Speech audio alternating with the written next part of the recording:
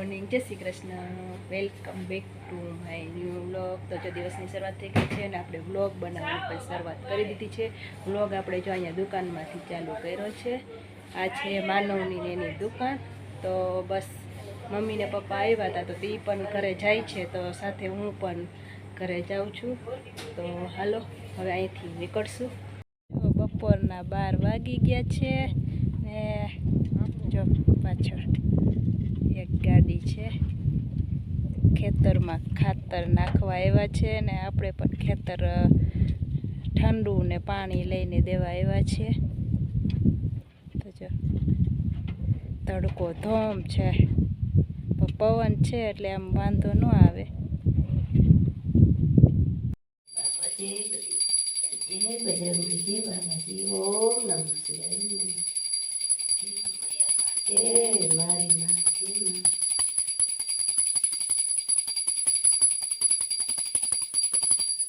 તો જો મમ્મી દીવાબત્તી કરી રહ્યા છે ને ઘડિયાળમાં 7:30 વાગી ગયા છે.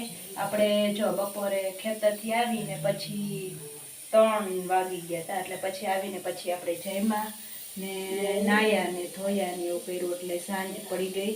તો બપોરે તો હો ને મમ્મીને લાપસી બનાવી હતી ને એમાં છે જોઈએ લાપસી. બપોરે બટેકાનું શાક બનાવ્યું હતું ને લાપસી બનાવી હતી ને બપોરે મોડું થઈ ગયું હતું, બહુ 3 વાગી ગયા એટલે ભૂખ નથી લાગી એટલે બહુ સારું ખાધું નહોતું. તો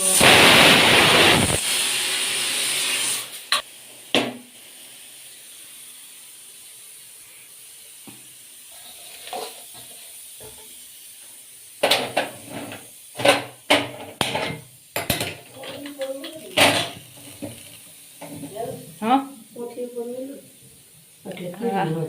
મૂકી દો કોઠી ઉપર. તો જો એ ખજૂર લઈ આવ્યા છે મમ્મી, તો એ બાટલો ભરી દીધો છે ને આપણે જોઈએ કુકડ ઉપર એ આમાં મૂક્યું હતું. ફૂલ ગેસ હતો તો આપણે જો ઉભરાણું થોડુંક બધું આમાં બધે ઉડ્યા છાંટા. તો જો આમાં ખીચડી મૂકી છે ને બાજરાના રોટલા બનાવવાના છે 2. તો લોટ બાંધી દીધો છે, પણ આપણે આ ફૂલ ગેસે જ રોટલા બનાવશું એટલે ખીચડી થઈ જાય એટલે પછી, કારણ કે આ ગેસ રહ્યો ને ધીમો પડે એટલે રોટલા સરખા બને નહીં. ને જો લાપસી પણ છે સરસ મજાની, બપોરે મમ્મીએ બનાવી હતી. તો આપણે તો જો દૂધ ને રોટલા જ ખાવાના છે એટલે ખીચડી થઈ જાય એટલે પછી દૂધના ઈચ્છા પણ છે જ નહીં, કારણ કે 3 વાગે જમ્યા હતા એટલે કાંઈ છે બનાવવાનું તો છે જ નહીં. બહુ રોટલા અને ખીચડી બનાવશું. બપોરનું શાક પડ્યું છે, લાપસી પડી છે ને થાકી પણ ગયા હતા એટલે આવીને બપોરે સૂઈ ગયા હતા.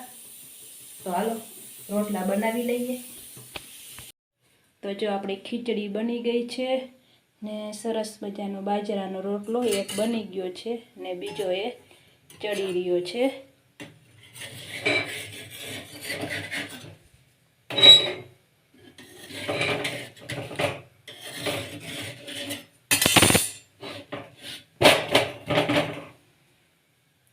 તો જો આપણા બાજરાના રોટલા પણ ચડી રહ્યા છે. તો બસ ને મમ્મી જો અહીંયા અંધારું છે એટલે દેખાતું નથી, માળા કરી રહ્યા છે. તો બસ હવે બાજરાનો રોટલો ચડી જાય છે ત્યાં મમ્મીને માળા પણ થઈ જશે. તો આ સાથે આપણે આજનો વિડીયો આપણે અહીંયા પૂરો કરશું. તો તમને બધાને કેવો લાગ્યો, સારો લાગ્યો હોય તો અમારી ચેનલને લાઈક, શેર અને સબસ્ક્રાઈબ કરી દેજો. તો મળશું નવા વિડીયોમાં. ત્યાં સુધી બધાને જય શ્રી કૃષ્ણ. Bye bye.